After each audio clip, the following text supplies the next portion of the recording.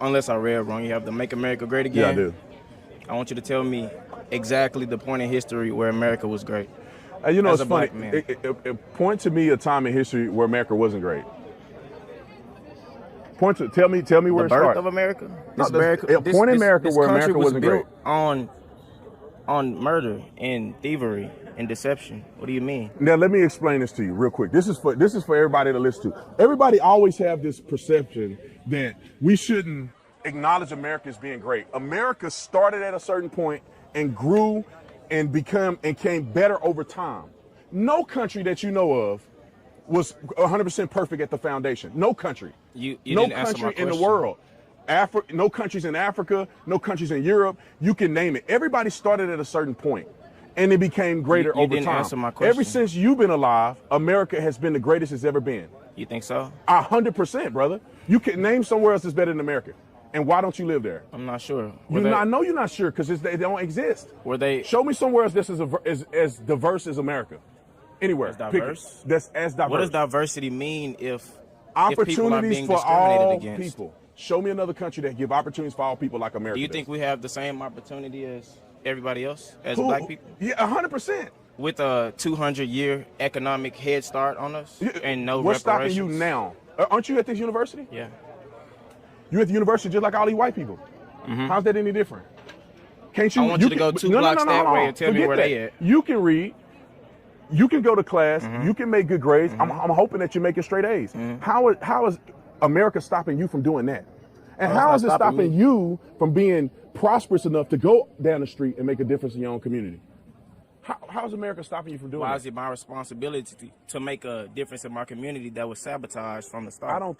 Let's go back to the foundation. Do you think the CIA planted drugs in our communities? They didn't make you sell it. Do you think they? No. I agree. Do you think they burned down stories of how black the CIA, businesses? Do you know what Black Hollywood is? Let's go one at a time. I've heard stories that the CIA planted drugs in the inner city communities.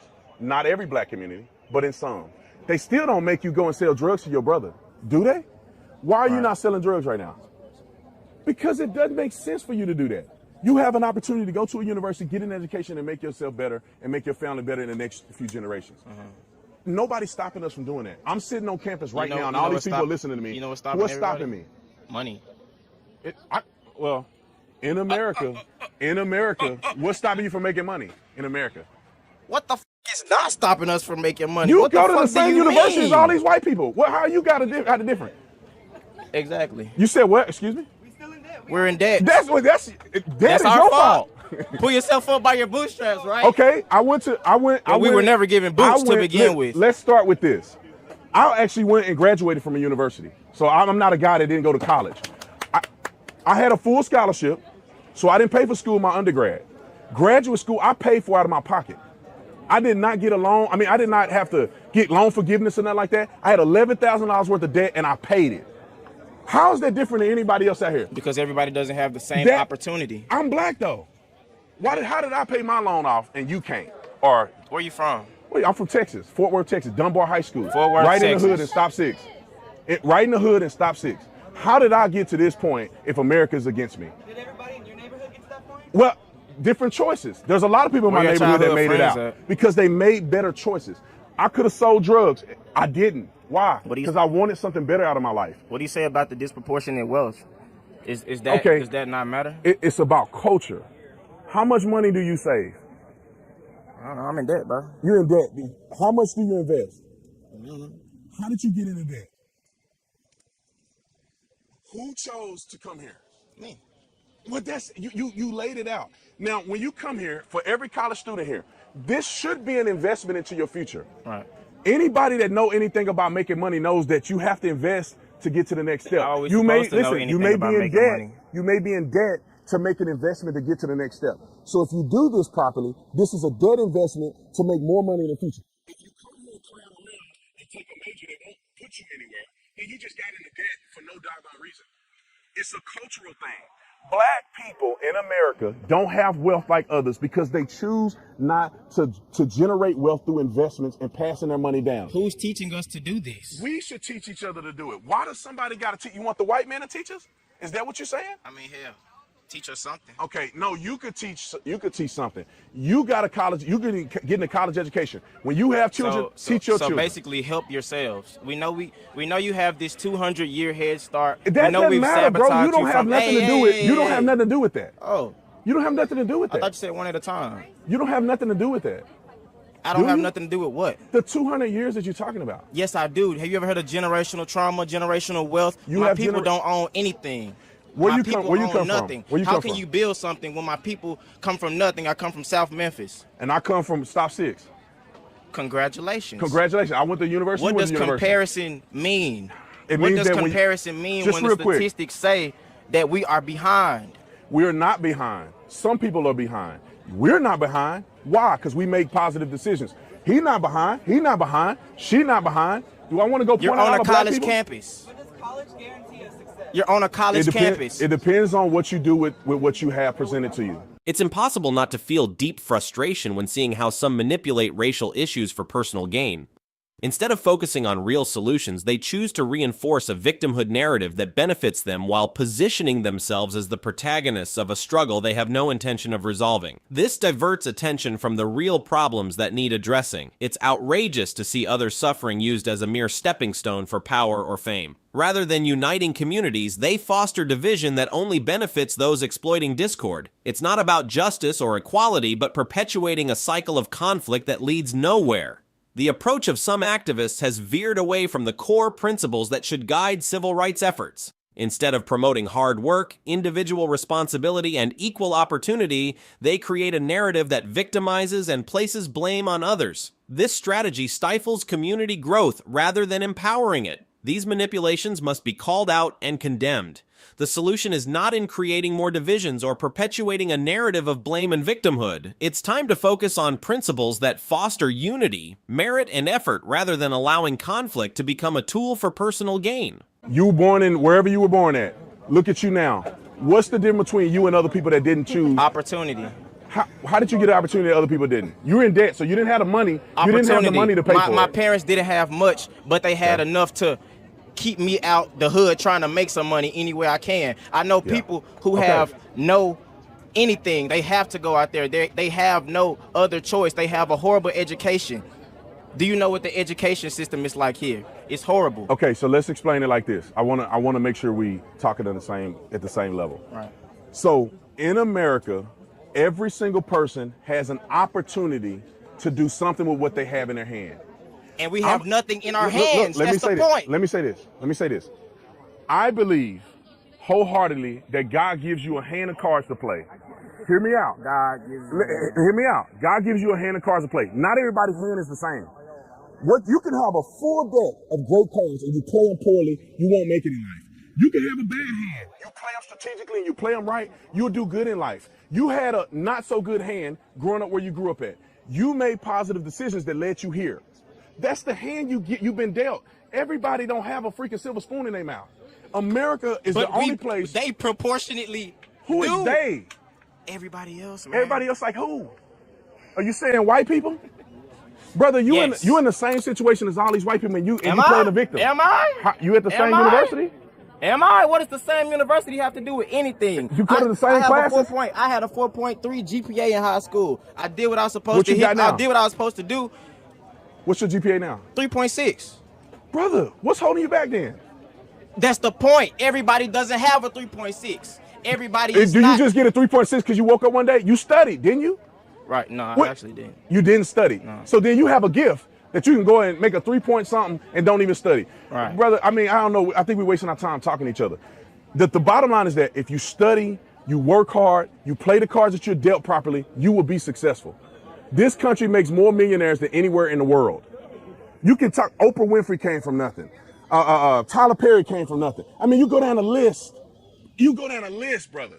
Why are you naming rich black people? Because these are the people. Why are you naming what rich about me? black people? All right, me. You talking about about me and you. I'm talking about everybody in the surrounding, everybody outside of this bubble. Listen, man, you're a product of your decision making. You're an example that you can come from nothing and come to the university. A product of your decision making when the majority you of came others from are a nothing and you're product at of the their university. environment. What are we saying? You came from nothing, you're at the university. How about you go and teach other young men like you that grew up where you grew up how to do what you did to get here, period. What's the problem in that? Well, come to the mic, please. Can you come to the mic? He want me off the mic. No, it doesn't matter about recording. Can you come to the mic so we can hear your question, please? Come on. We no, double it's team the so mic. we can get the audio in. We can double team the mic. We can double team the mic. Just It's ask okay. the question, and I'll try to answer your question. Hold on 1 second. What's your question? How does everyone have an opportunity when systematically the U.S. has multiple inequities within? What inequities? Can you explain one? Inequities in education. Wait a minute. Inequities in education. What does that mean? Do you consider yourself a minority? I do. Is the country against you? Systemically, in a way, it could. But it's not. You're here. You did what you're supposed to do to get here. You. That's what it's about. Individuality. If you do what you need to do, you'll be here. You as in everybody on this campus. Listen, some people grow up in a terrible environment. Can we agree? Some people in that terrible environment make positive decisions to get out of that environment. Some people it takes longer in life to do that. Like and it's not a 5%? black thing. It's a everybody thing. There's poor white people in this country too. Do you not forget that? Most people on food stamps are white. Most people incarcerated are white. Most people in the country are white. Most people get killed by police are white. Most everybody in this country is white. What So does what I'm that saying statistic is have to do with anything? That if poverty was just relegated to black people, it would only be black You people talking that are on a poor. script. All right, come on. It's impossible not to feel deeply frustrated when some activists continue exploiting racial tensions for their own benefit with no intention of providing real solutions. They choose to maintain a narrative that victimizes certain groups, using others' suffering as a tool for gaining power or notoriety. This manipulation is an insult to those seeking genuine change. Rather than improving communities' conditions, these activists sow more division. Their rhetoric polarizes society and hinders constructive dialogue. It's troubling how they distort facts to create a narrative that doesn't reflect individual effort or resilience. By promoting victimhood, they push away real solutions and encourage dependence on a system that neither fosters self-reliance nor merit. These activists are not empowering communities but maintaining an image of oppression to exploit public emotions. It's a dangerous cycle that diverts people from true opportunities for advancement. This manipulation must be condemned and replaced with an approach that genuinely seeks unity, merit, and effort. The solution lies not in perpetuating conflict or exploiting divisions, but in promoting principles that drive growth and real success. The real tragedy in this situation is how these activists continue to hijack the narrative of racial justice for personal or political gain. Instead of empowering individuals with the tools they need to succeed, they lock them in a cycle of dependence on a system that values victimhood over progress. This undermines the core principles of hard work, accountability, and opportunity. What's even more troubling is how they silence dissenting voices, especially those within the same community who advocate for personal responsibility and merit. Anyone who dares to challenge their narrative is labeled as insensitive or out of touch, even when those criticisms stem from a genuine desire to see real progress. This cycle of manipulation, division, and suppression of alternative viewpoints must end. True leadership should be about bringing people together and focusing on real-world solutions that uplift individuals. Only by encouraging unity, hard work, and merit can we hope to overcome the challenges we face and move forward as a stronger society. Mel, Emiel, you're Brandon. I'm sorry. I've just did some research on you.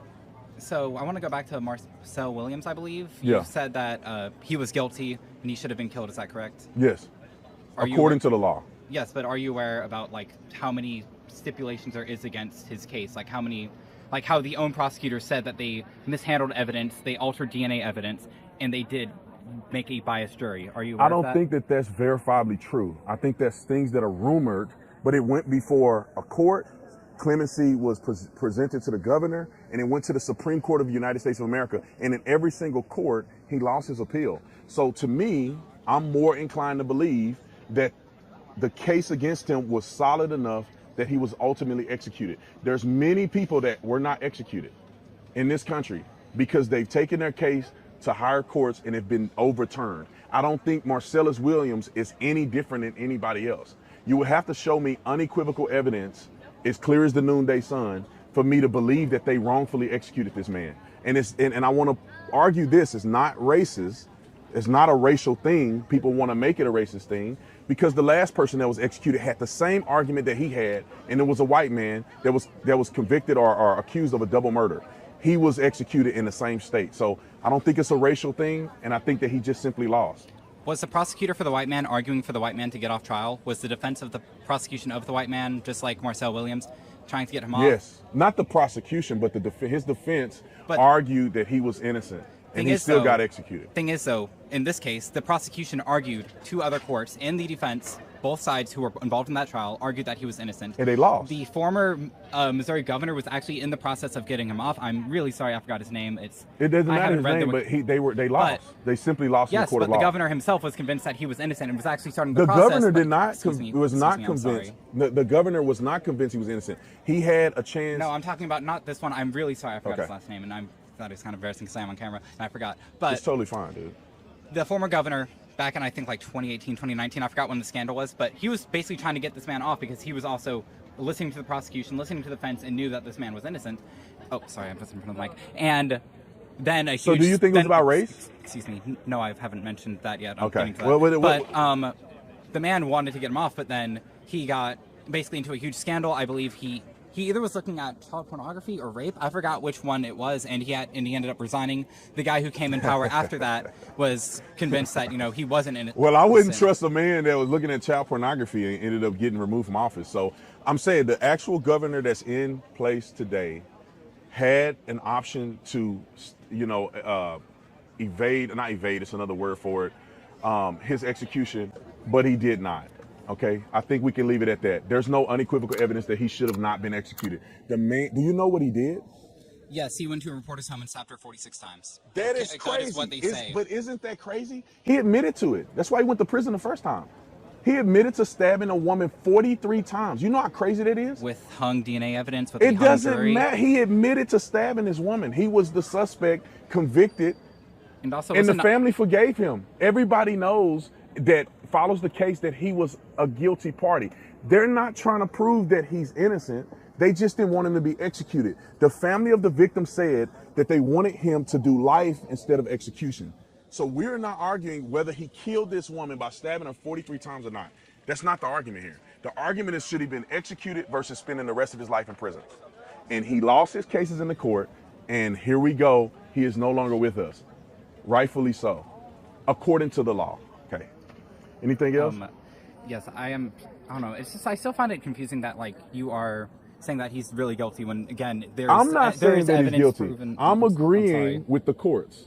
I'm agreeing with the governor. I'm agreeing with the family of the victim. Excuse me. I'm really sorry. I was just saying something and then you interrupted. I'm really sorry about that. I mean, I got to get to the, we got. No, you're good. I get it, and I get you and Charlie Kirk. They often debate, and they always interrupt. But I gotta get to the point. I know, but I'm just saying that everyone is saying that this man is innocent. They said that they falsified the DNA. We agree to disagree. Okay. Yeah, and I appreciate that. Thank you for the question. Thank you. It's impossible to ignore how the narrative of victimhood is used to silence those who advocate for merit and personal responsibility. What's most concerning is that those who try to promote hard work and self-reliance are ridiculed or marginalized by these activists, creating a culture where debate and criticism are unwelcome. These tactics not only limit dialogue, but also stifle any chance for real progress.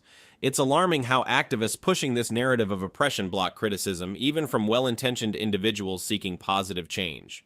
Instead of fostering diverse perspectives, they promote a culture of conformity, refusing to question the foundations of their beliefs. This perpetuates a cycle of dependence, preventing people from taking control of their own lives.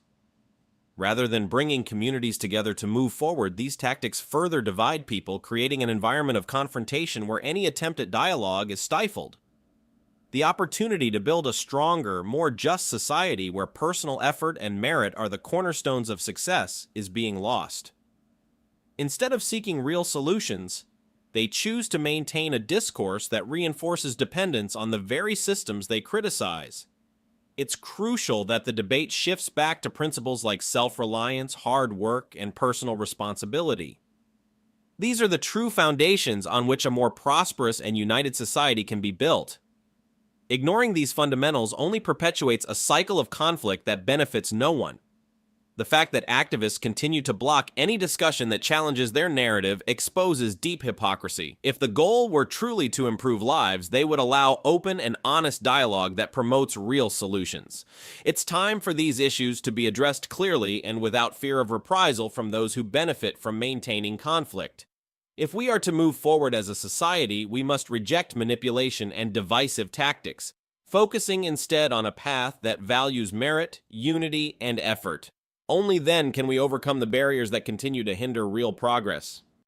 My question is, so you know how in Thomas Sowell he wrote this book called Discriminations and Disparities, and he talks about personal motivations and how some people have grown up raised in whatever victimhood they have experienced, whether that's been single motherhood or fatherlessness, homelessness, whatever, and they're grown basically up in that environment, and then they don't have the personal motivations, or they don't think or see themselves as being lawyers or doctors or president or anything like that. They just see NBA players, rappers, things like that.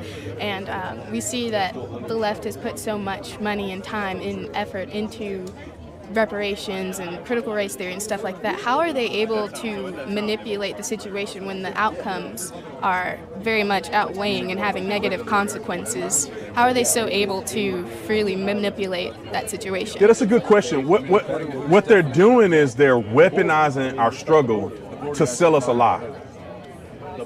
Instead of saying, we know that America have unduly put black people through a certain struggle, let us empower you to empower yourself, not sit here and let us hand you something. And that's what they've been doing over the last several years. They don't fix the schools. They just let you in a university with affirmative action. It's like, no, fix the schools so the kids are qualified and they're competitive. You don't go to the end of the line to try to fix something. You go to the root of it. Young black people, like when I was growing up, I never thought about being a doctor. I didn't know a doctor. I knew a whole bunch of dudes playing college football. I knew a whole bunch of dudes rapping. I wanted to be like Tupac was my favorite rapper. Me and my cousins, when we were young, we used to try to battle rap each other to beat Bone Thugs. Well, y'all probably too young to know Bone Thugs and Harmony and all that. But we used to battle rap to beat Bone Thugs and Harmony. We just didn't have the vision. And it's unfortunate that just gets perpetuated and celebrated time and time again.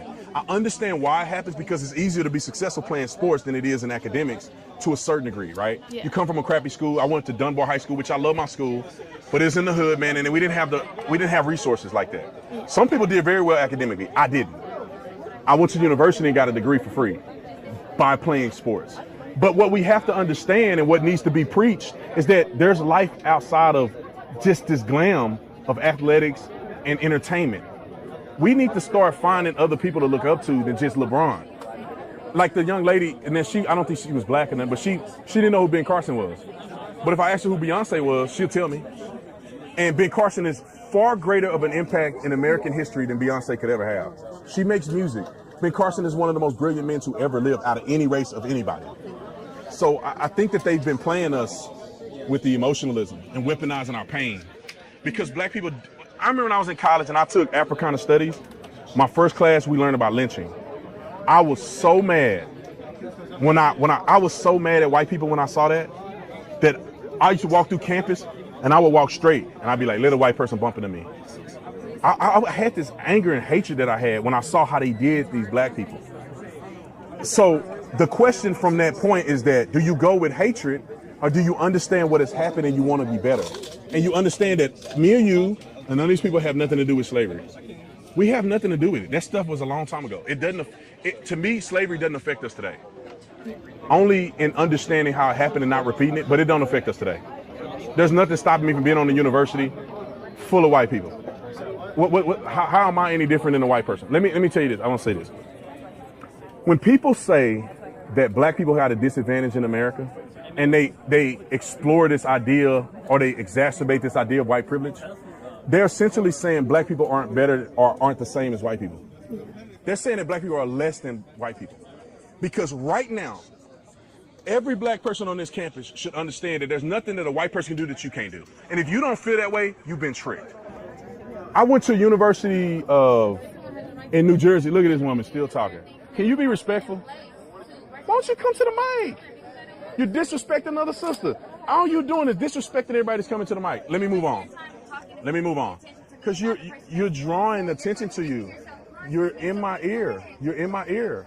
And look, I'm getting the attention I want, right? Really, this is the attention you want? Not really, but that's what you think. So I don't think nothing. I just want you to stop or come to the mic. It's just simple, man. See, this is the difference. You can't have a mentality like this. This is how people fail in life to a certain degree. You got to have decorum, even if you disagree with somebody. You got to have a level of decorum. But anyway, let me move on to the next question. You have a next question? That's basically it. But Okay. yeah, with especially, I think that people take it because every single ethnicity in America has had a history of coming into the United States. You know, like Yeah. the Italians came and they were discriminated against. Irish people came, they were discriminated against. I think that black people's integration into society was more recent in years as far as segregation goes. I know we were slaves and stuff like that, but when they were supposed to be accepted as people, it was entirely different as opposed to that. But it's just crazy. No, I think I agree. You made a really good point, and I think that everybody should understand this. She had made mention that the integration of black people is much different, right? If you look at the Hispanic people that have come into this country, the integration is different. They come through immigration or they illegally come into this country, whichever way they do it. They didn't have to go through slavery, Jim Crow, and all the other stuff. So that's a valiant point, that black people did have a challenging position to be integrated into America. It's much difficult. But I think through the adversity and difficulty, black people have become much better than they would have if it was no adversity. And if you take advantage of it, you will be great. And there's nobody has done anything great without adversity. Nobody. And I feel like black people that are successful have taken adversity and they've maximized. They've taken that idea of saying, well, you can't come into this restaurant, to saying, you know what, I'm gonna open my own restaurant and I'm gonna change this thing. My dad, that's why having a father is important. My dad, I remember he was on a fire department. He started when he was 19. My dad is almost, almost 60. Started when he was 19. He said there was discrimination on the fire department when he first started. Like some white guys and then black guys, they didn't really get along. What did my dad do? Did he tuck his tail between his legs? Did he go cry and want to get Al Sharpton to get involved? My dad said, you know what? They better watch how they treat me because one day they'll be working for me. My dad became the chief, Fort Worth, Texas. He was a battalion chief in Fort Worth, Texas, retired. Chief of Waco, retired. Chief of Keller, Texas. And he's going to retire from there. You don't need to allow adversity to make you crumble like a coward. You take adversity and you maximize and you become great because of it. I came from Fort Worth, Texas, Dunbar High School, and Stop 6 in the hood. I didn't let that dictate who I would become. I said, you know what? I see people selling drugs. I'm gonna give you an example. We used to have this car wash, and you get your car wash for like $5. Them crackheads, I don't know how they end up putting coins in there or whatever. They'll wash your car $5. One day I went to the car wash, get my car wash, and I saw a brother smoking crack behind that car wash, and it hurt me. I said, why am I giving money to see my brother smoke crack on the back of this thing just to get my car washed? That changed how I saw my own community. And I said, I want to make a difference. I'm going to become a police officer because I want to make a difference in policing. I want to go to university and get an education because most people in my family have never been to a university. I took adversity and I said, let me take this adversity and use it as fuel to make me become the greatest man that I can be. And if everybody does that and are consistent, they will maximize what God has for them. Not everybody gonna be rich. Not everybody gonna be Elon Musk. That's not your goal. Your goal is to play the cards that God has put in your hand. And that goal may be being a good mom. That goal may be being a straight A student, graduating cum laude, summa cum laude. That may be just being a good person to other people and changing people's lives. Like, we have to understand that.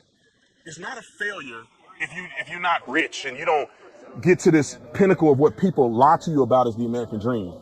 It's about maximizing who you are. It's impossible not to feel a mix of frustration and indignation when victimhood narratives become tools to control conversations and stifle debate. It's not about real solutions, but about maintaining conflict that benefits a select few. Instead of addressing real issues affecting communities, some choose to deepen divisions that only fuel tension. It's particularly troubling how voices advocating for merit and self-reliance are discredited.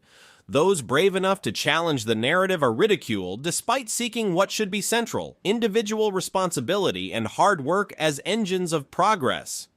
This marginalization is a tactic designed to keep people dependent on a system they themselves criticize. A shift in focus is desperately needed. Rather than concentrating on divisions, we must promote unity and growth. Values like hard work, self-reliance, and merit are crucial because only these principles can allow communities to progress genuinely and sustainably. Sustaining conflict merely feeds a narrative that offers no real solution. True progress happens when people are empowered to take control of their own lives. Yet activists promoting constant victimhood seem more interested in maintaining control through division than fostering growth and development in the communities they claim to represent. It's time to reject the tactics that perpetuate dependency and conflict. Instead, we should commit to solutions based on merit and responsibility. Only then can we create an environment where real progress becomes possible for everyone. What do you think about this approach? Do you believe merit and self-reliance are key to moving forward? If you found this interesting, share your thoughts in the comments. Your perspective matters.